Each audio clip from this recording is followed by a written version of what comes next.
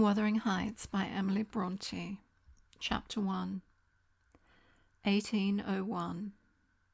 I have just returned from a visit to my landlord, the solitary neighbour that I shall be troubled with. This is certainly a beautiful country.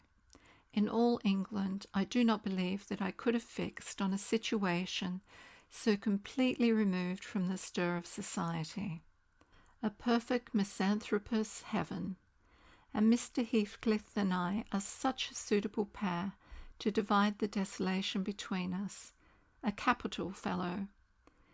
He little imagined how my heart warmed towards him when I beheld his black eyes withdrawn so suspiciously under their brows as I rode up, and when his fingers sheltered themselves with a jealous resolution still further in his waistcoat as I announced my name.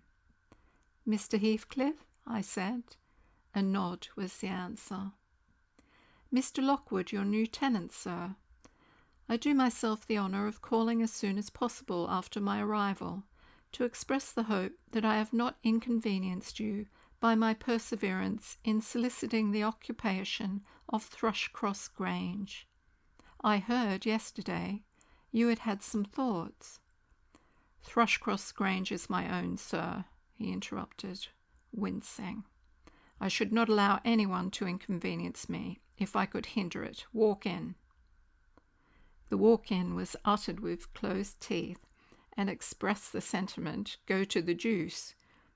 Even the gate over which he leant manifested no sympathizing movement to the words, and I think that circumstances determined me to accept the invitation. I felt interested in a man who seemed more exaggeratedly reserved than myself. When he saw my horse's breast fairly pushing the barrier, he did pull out his hand to unchain it, and then sullenly preceded me up the causeway, calling, as we entered the court, "Joseph, take Mr. Lockwood's horse, and bring up some wine." "Here we have the whole establishment of domestics, I suppose," was the reflection suggested by this compound order. "No wonder the grass grows up between the flags, and cattle are the only hedge-cutters." Joseph was an elderly, nay, an old man, very old perhaps, though hale and sinewy. "The Lord help us," he soliloquized in an undertone of peevish displeasure, while relieving me of my horse, looking, meantime, in my face so sourly that I charitably conjectured he must have need of divine aid to digest his dinner, and his pious ejaculation had no reference to my unexpected advent. Wuthering Heights is the name of Mr. Heathcliff's dwelling, Wuthering being a significant provincial adjective, descriptive of the atmospheric tumult to which its station is exposed in stormy weather. Pure, bracing ventilation they must have up there at all times, indeed. One may guess the power of the north wind blowing over the edge by the excessive slant of a few stunted firs at the end of the house, and by a range of gaunt thorns all stretching their limbs one way, as if craving alms of the sun. Happily, the architect had foresight to build it strong. The narrow windows are deeply set in the wall, and the corners defended with large jutting stones.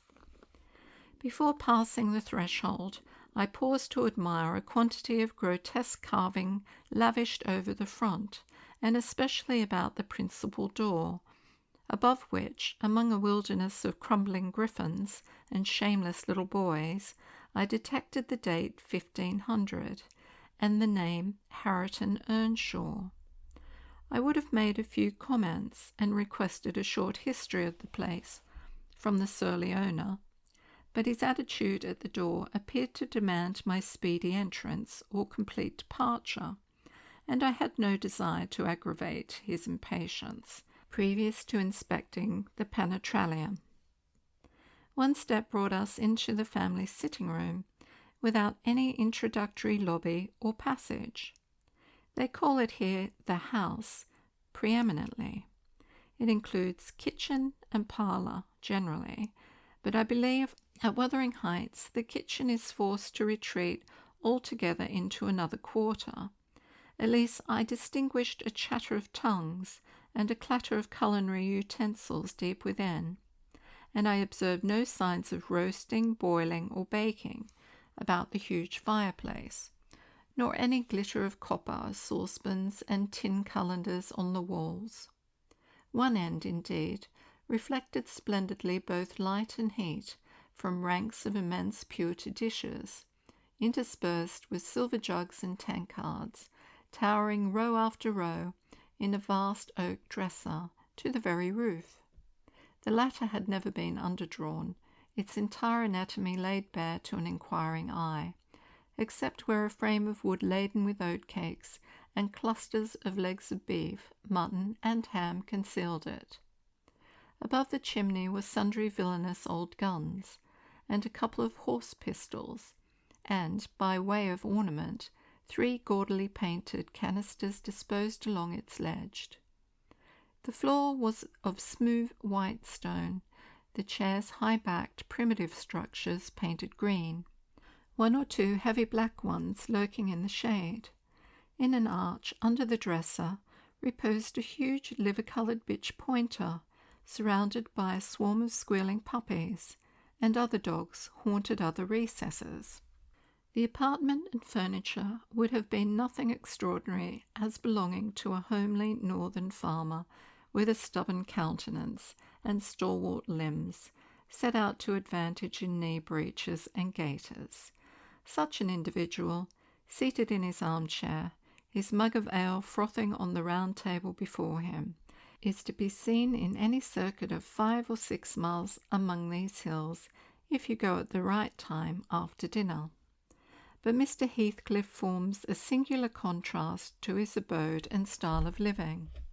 He is a dark-skinned gypsy, in aspect, in dress and manners a gentleman, that is, as much a gentleman as many a country squire. Rather slovenly, perhaps, yet not looking amiss with his negligence, because he has an erect and handsome figure, and rather morose. Possibly, some people might suspect him of a degree of underbred pride. I have a sympathetic chord within me that tells me it is nothing of the sort. I know by instinct his reserve springs from an aversion to showy displays of feeling, to manifestations of mutual kindness. He'll love and hate equally under cover, and esteem it a species of impertinence to be loved or hated again. No, I'm running on too fast. I bestow my own attributes over liberally on him. Mr. Heathcliff may have entirely dissimilar reasons for keeping his hand out of the way when he meets a would-be acquaintance to those which actuate me. Let me hope my constitution is almost peculiar. My dear mother used to say I should never have a comfortable home, and only last summer I proved myself perfectly unworthy of one. While enjoying a month of fine weather at the sea-coast, I was thrown into the company of a most fascinating creature, a real goddess in my eyes, as long as she took no notice of me. I never told my love vocally. Still, if looks have language, the merest idiot might have guessed I was over head and ears. She understood me at last, and looked a return, the sweetest of all imaginable looks. And what did I do? I confess it with shame, shrunk icily into myself like a snail, at every glance retired colder and farther, till, finally, the poor innocent was led to doubt her own senses, and, overwhelmed with confusion at her supposed mistake, persuaded her mamma to decamp. By this curious turn of disposition, I have gained the reputation of deliberate heartlessness, how undeserved, I alone can appreciate. I took a seat at the end of the hearthstone, opposite that towards which my landlord advanced, and filled up an interval of silence by attempting to caress the canine mother, who had left her nursery and was sneaking wolfishly to the back of my leg, her lip curled up and her white teeth watering for a snatch. My caress provoked a long guttural snarl. "You'd better let that dog alone," growled Mr. Heathcliff, in unison, checking fiercer demonstrations with a punch of his foot. "She's not accustomed to be spoiled, not kept for a pet." Then, striding to the side door, he shouted again, "Joseph!" Joseph mumbled indistinctly in the depths of the cellar, but gave no intimation of ascending, so his master dived down to him, leaving me vis-a-vis the ruffianly bitch and a pair of grim, shaggy sheep dogs, who shared with her a jealous guardianship over all my movements. Not anxious to come in contact with their fangs, I sat still.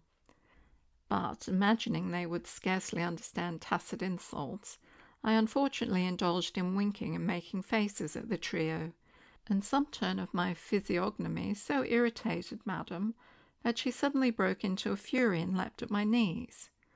I flung her back and hastened to interpose a table between us. This proceeding aroused the whole hive. Half a dozen four-footed fiends of various sizes and ages issued from hidden dens to the common centre. I felt my heels and coat laps peculiar subjects of assault, and, parrying off the larger combatants as effectually as I could with the poker, I was constrained to demand aloud assistance from some of the household in re-establishing peace. Mr. Heathcliff and his man climbed the cellar steps with vexatious phlegm. I don't think they moved 1 second faster than usual, though the heath was an absolute tempest of worrying and yelping. Happily, an inhabitant of the kitchen made more dispatch.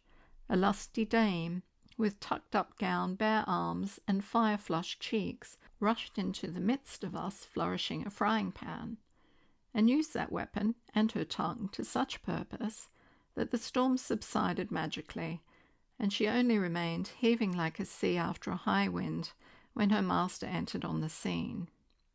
"What the devil is the matter?" he asked, eyeing me in a manner I could ill endure after his inhospitable treatment. "What the devil indeed?" I muttered. "The herd of possessed swine could have had no worse spirits in them than those animals of yours, sir. You might as well leave a stranger with a brood of tigers." "They won't meddle with persons who touch nothing," he remarked, putting the bottle before me and restoring the displaced table. "The dogs do right to be vigilant. Take a glass of wine." "No, thank you." "Not bitten, are you?" "If I had been, I would have set my signet on the biter." Heathcliff's countenance relaxed to a grin. "Come, come," he said.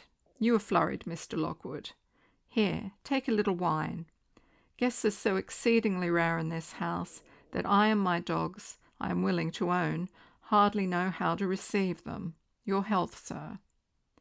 I bowed and returned the pledge, beginning to perceive that it would be foolish to sit sulking for the misbehaviour of a pack of curs. Besides, I felt loath to yield the fellow further amusement at my expense, since his humour took that turn. He, probably swayed by prudential considerations of the folly of offending a good tenant, relaxed a little in the laconic style of chipping off his pronouns and auxiliary verbs, and introduced what he supposed would be a subject of interest to me, a discourse on the advantages and disadvantages of my present place of retirement. I found him very intelligent on the topics we touched, and before I went home I was encouraged so far as to volunteer another visit tomorrow. He evidently wished no repetition of my intrusion. I shall go, notwithstanding. It is astonishing how sociable I feel myself compared with him.